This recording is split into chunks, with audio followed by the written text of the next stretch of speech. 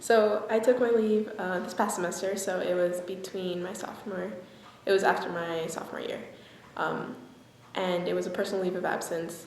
I was really surprised how easy the process was of declaring a leave. It was just like, hi, can you sign this? He's like, why do you want to take a leave? And I was like, I feel like I need a break. And he's like, okay, cool. So it was pretty straightforward. And I had no idea what I wanted to do during my leave. I just knew I needed a break. And so I had some vague ideas. I knew I wanted to hopefully travel a little bit and be outside, do some hiking, and that was about it. So the original plan, my sister had just graduated from high school, and so we were going to both take a semester together and travel together and stuff. But that actually didn't end up happening. And so I ended up I was mostly in France for my semester. And so, I don't know, do you want me to talk about a little bit about like how it... Yeah, how did you end up deciding to go to France? So I think a lot of it was, I had a good friend from second grade, we would go far back, and she was studying abroad in Spain for the whole year. And I just knew that I needed to see her, like I really wanted to see her. She was having a really horrible time at university, and I thought it would be good if we spent some solid time together. So I was like, okay, at some point I need to get to Spain somehow. And so I kind of planned my semester around that. So I ended up going to France, and I woofed at a couple of farms. This goat farm, and it's weird, and this other farm that was better. And I did some hiking in the Alps, which is so beautiful, and eventually made my way to Spain and bummed around with her. Yeah, they were okay with it. My parents are generally very supportive of what I do, so that wasn't too much of a problem. When I was starting to speak of taking leave and like taking a semester off, I think my dad was a bit concerned. He was like, "Are you gonna go back? Like, what are you doing?" It's very non-traditional sort of college trajectory, but I feel like after they got used to the idea, they were okay with it. Yeah, and during the leave, just the occasional, like, I'm still alive, or like, I'm fine, this is where I am. What's okay. Was it easy to keep in touch with other folks back at Brown, or any, like, friends still here?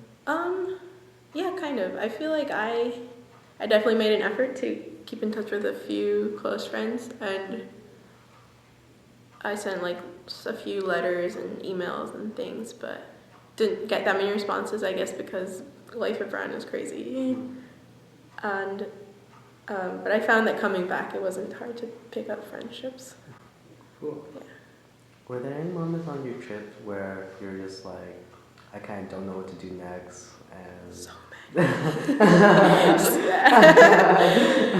Yeah, definitely. There were, I guess, a lot of places where I ended up was because I didn't plan out anything. I didn't plan out things more than like 1 or 2 weeks ahead, and that was kind of, I went into my semester off with that intention, just like not having anything planned. I want totally unstructured. If I like a place, I'll just stay there and find a way to do it.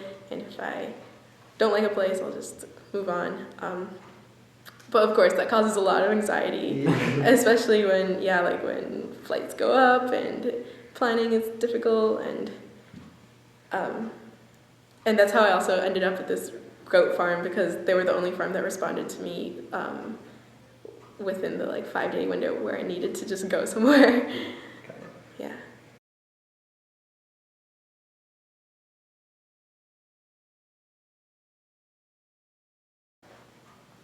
I felt like coming back, I've just felt a lot more comfortable in my own skin, and just I felt a lot less pressure to measure up to this standard or to get involved in everything.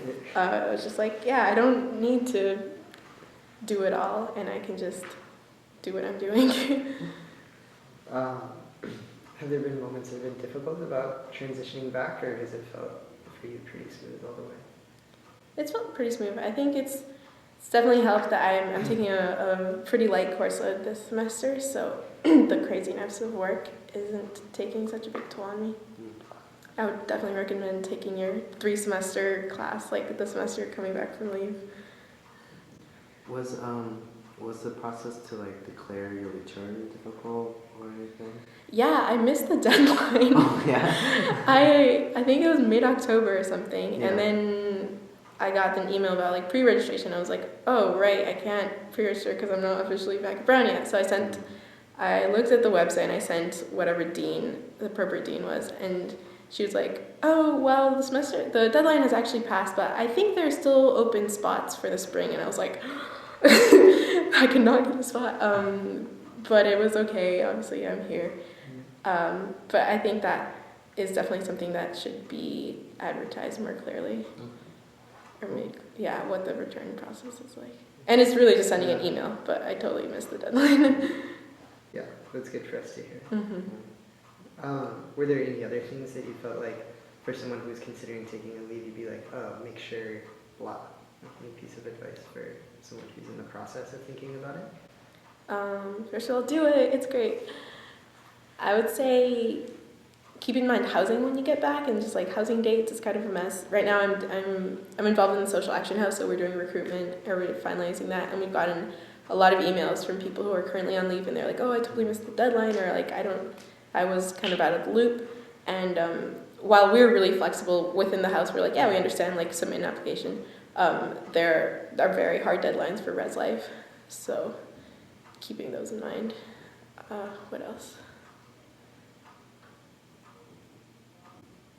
Yeah, I would say definitely just do it. There's so many possibilities that you can do with your semester off. Like I was so lucky. I'm really lucky enough that I had the support from my parents and financial support as well, that I was able to go to Europe and like work all these farms, and not really have to worry about that. But you even just going home and getting a job, or going somewhere else and getting a job, and woofing is a great cheap way to travel. So there are definitely ways to make it work. Thank you so much.